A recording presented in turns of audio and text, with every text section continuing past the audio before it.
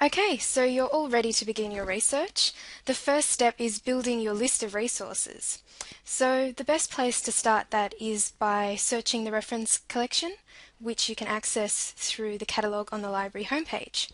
So if you had an Egyptology assignment, for example, one of the best reference collections is the Oxford Encyclopedia of Ancient Egypt. So once you search for the Oxford Encyclopedia of Ancient Egypt, two resources will appear. You'll have a hard copy, which is in the library, and you'll also get an electronic resource, which is the best resource for you. And if you click on that, it will take you to a page giving you information about the resource. And if you click here under links, it will actually take you to the Oxford Encyclopedia homepage, where you can search for anything relating to your assignment.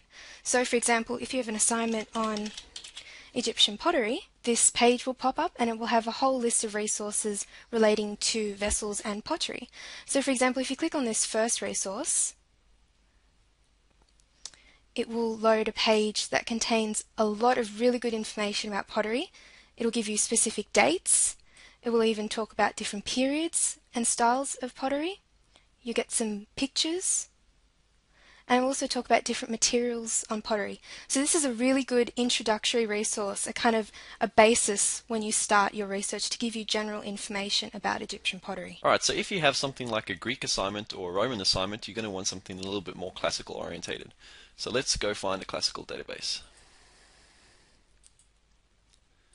So if we just go back to the library homepage, one of the really good reference collections for classical studies is Brill's New Pauli. So we search for that in the catalogue. And once again, we're going to get access to two different links. We have the electronic resource, and then we also have the hard copy, which is stored in the library. So if we go to the electronic resource, and we click on Brill Online, it's going to pop up just the same as the Encyclopedia of Ancient Egypt. So say you've got an assignment on Homer, or you're trying to look up something on Homer, Brill Online is going to be something that you can really make good use of. Now, the fields can be slightly niggly on this particular reference work. If you're going to find a author, it's best to go title heading and then type in Homerus rather than just Homer, and that should come up with something. But keep in mind that things can change over time, and just keep experimenting. If you don't hit it first time, just keep trying. So let's search for Homerus, and there he is, Homer, the poet Homer. We'll click on that link, and this will come up with really good information on Homer. A lot of it is biographical. So say you're doing an assignment in any sort of classical capacity and you're looking up an author, you can type it into Brill's New Pauli and you can come up with some fantastic background information on the sources that you're using. And that's just really good to get some context. An important thing to keep in mind is even though you may have some resources at home from high school and all that sort of stuff, it's probably not a good idea to have a look at them.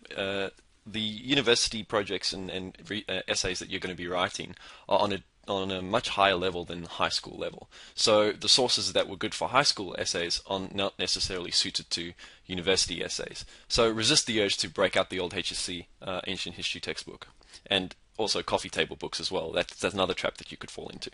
Another important resource in order to start your research and to build a bit of a bibliography is to use the databases. So we can access the databases once again from the library homepage. So let's just head all the way back.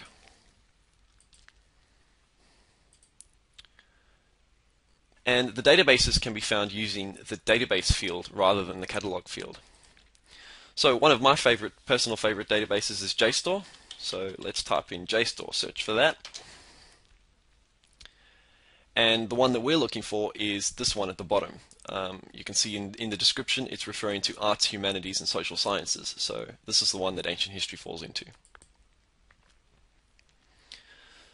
Normally when you click on that link you'll be asked to log in, but that depends if you've got the login saved or not. So here we immediately get access to the JSTOR advanced search, which can seem quite daunting when you first see it, but it's quite simple to use. Say we have an assignment on Perseus, for example. Let's search for Perseus, and we have a number of different options to search for. You can play around with these in your own time, but it can be quite confusing.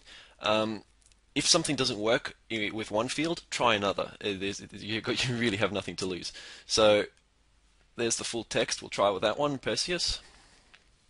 And this will bring up any mention of Perseus in any source that's stored on JSTOR. So it doesn't necessarily have to be within the title. It can be within the text itself. This is more of a broad search, but you can modify the search using the Advanced Search tab just up here as well. And that can be a little bit more specific. So here we have a lot of information on Perseus, and you can begin building your bibliography. So JSTOR is also a really great research tool for Egyptology, but a more specific research tool is the online Egyptological bibliography, which you can access through the Macquarie Library homepage. So if we go back to the library homepage, now there's two ways you can access databases. You can either type in the online Egyptological bibliography, or you can select databases, scroll down, and you'll get a whole list of databases relating to different fields in the university. So if you click on ancient history, you'll get a whole list of databases relating to ancient history, which is really useful if you're just starting out your research, because you may come across things that you wouldn't necessarily think to look up otherwise. So if we scroll down for the online Egyptological bibliography, and it will come up with this site. Now, you should note that this site doesn't contain information about your research. What it will provide you with is references and links to other works. So, for example, if you search for something like Egyptian religion,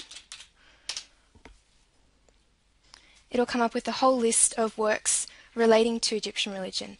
Now, it's important to use the library as a resource, because if you try to access this website online, you won't be able to. You'd have to subscribe and pay for it, so really utilize the library website.